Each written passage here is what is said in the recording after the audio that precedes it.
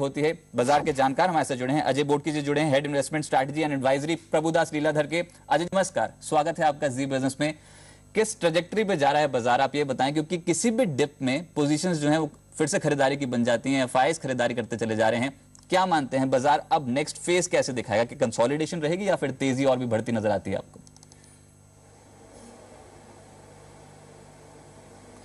मेरे ख्याल से 16 मई तक जब तक एक डिसाइसिव एटलीस्ट बाजार के काफ़ी लोगों में एक ये कंसेंसस हो गया है कि 16 मई को the Indian electorate will be returning a decisive mandate, और जो इन्वेस्टमेंट साइकिल गत 2-3 साल से स्टक हुई है, जिसके कारण सप्लाई साइड प्रॉब्लम्स हो रही है, इन्फ्लेशन काफ़ी उसके कारण कम करने में दिक्कतें आ रही है.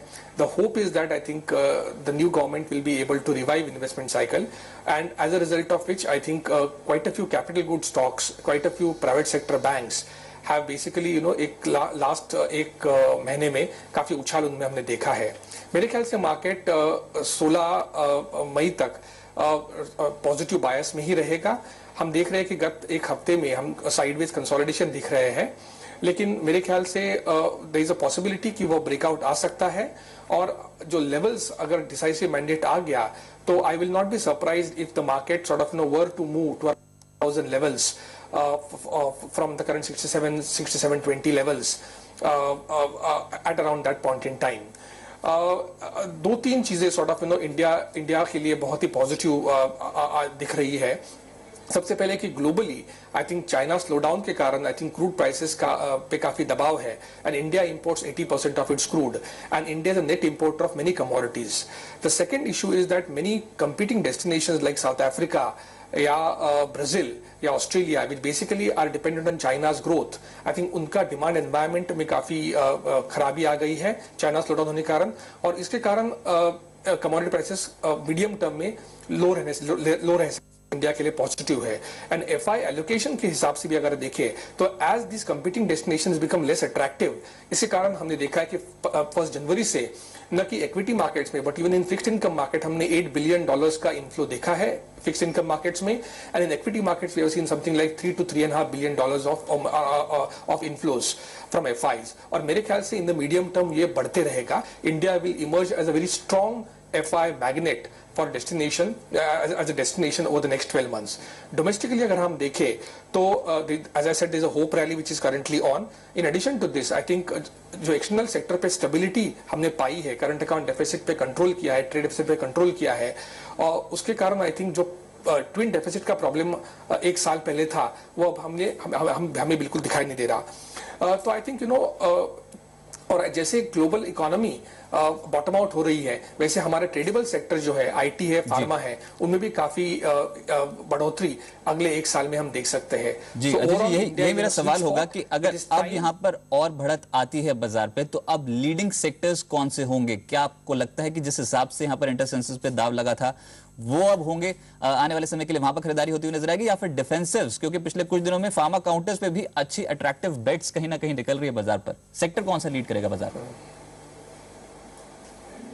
बिल्कुल, मेरे ख्याल से बहुत वेरी शॉर्ट टर्म में, क्योंकि प्राइवेट सेक्टर बैंक्स, एनबीएफसीज और कैपिटल गुड्स में हमने 30 to 40% की बढ़ोतरी देखी है, और ये फ्रंटलाइन नेम्स पे देखी है. मिड कैप में तो उससे भी ज्यादा बढ़ोतरी हमने देखी है. इसलिए मेरे ख्याल से बाजार में it's not the right time to jump into and buying these names. Let these names consolidate, थोड़ा साइडवेज मूवमेंट होना चाहिए, थोड़ा टाइम करेक्शन होना चाहिए, न कि प्राइस करेक्शन, और लेट द बाजार अब्सॉर्ब ये जो हमने राइज देखा है इन काउंटर्स में. तो इसलिए जो सेक्टर्स लास्ट रैली में जिन्होंने हिस्सा नहीं लिया, लेकिन जहां फंडामेंटल्स अभी भी बिल्कुल इंटैक्ट है, tradable sectors like IT, pharmaceuticals and selectively some. चलिए, तो साफ तौर पर इनका कहना है अजय जी का कि फार्मा, आईटी जैसे सेक्टर्स पे अब आपको कॉल लेनी होगी, क्योंकि कंसोलिडेट करने की काफी जरूरत है बैंकिंग सेक्टर को. एनबीएफसीज को जिस रफ्तार से चढ़े थे, तो यहाँ पर हो सकता है जो पिक्स निकल के आए वो आईटी और फार्मा में निकल के आए. अजय जी, यहाँ पर अगर इन दो सेक्टर्स पे अगर फोकस करें, या फिर एक्सपोर्ट लेड सेक्टर्स पे अगर फोकस करें, तो रुपी फैक्टर कितना डोमिनेट कर सकता है? क्योंकि लगातार बढ़त देखते हैं कि आपको लगता है रुपी ओवर वैल्यूड हो चुका है डॉलर्स के टर्म्स पे. क्या मानते हैं इन सेक्टर, जो एक्सपोर्ट सेक्टर्स की आप बात कर रहे हैं? मेरे ख्याल से इनफैक्ट मैं इसी के बारे में जिक्र करने वाला था जो आपने पूछा। मेरे ख्याल से रूपी में बहुत ज्यादा स्ट्रेंथ हमने because of this FI flows देखी। चलिए, लगता है तकनीकी दिक्कत की वजह से संपर्क नहीं स्थापित हो पा रहा है, पर साफ तौर पर अब प्रश्न ये बनता है कि रुपी कितना बड़ा अब एक डोमिनेटिंग फैक्टर हो सकता है, क्योंकि आईटी काउंटर्स व फार्मा काउंटर्स में प्रेशर इसी वजह से था कि रुपये में लगातार स्ट्रेंथ बनती हुई नजर आ रही थी और 60 के ऊपर जाके शुरू हो गया था कारोबार करना डॉलर के टर्म्स में। अजय जी, रुपये पे आप बता रहे थे और साथ ही साथ जो एक्सपोर्ट डोमिनेटिंग जो सेक्टर्स हैं इन पे क्या करा जाए?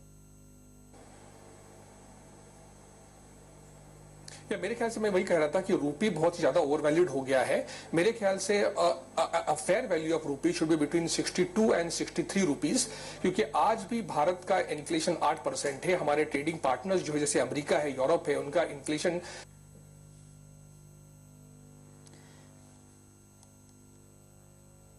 हमको रूपी में डिप्रिसिएशन इकोनॉमिक थियोरी सजेस्ट होना ही चाहिए, otherwise our exports become uncompetitive और इंडिया के exports are all price led exports. तो मेरे ख्याल से ये जो इजाफा हुआ है रुपी में वो सिर्फ एफआई फ्लोज के कारण हुआ है। RBI need to play a more activist role, try to absorb all the inflows that are coming in, and whatever rupees are then released, they need to sterilize them.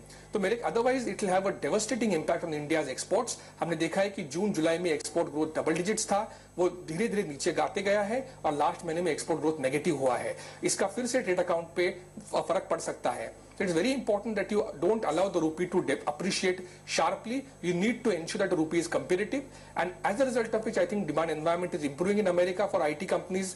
जहाँ से 65% of उनके sales आते हैं।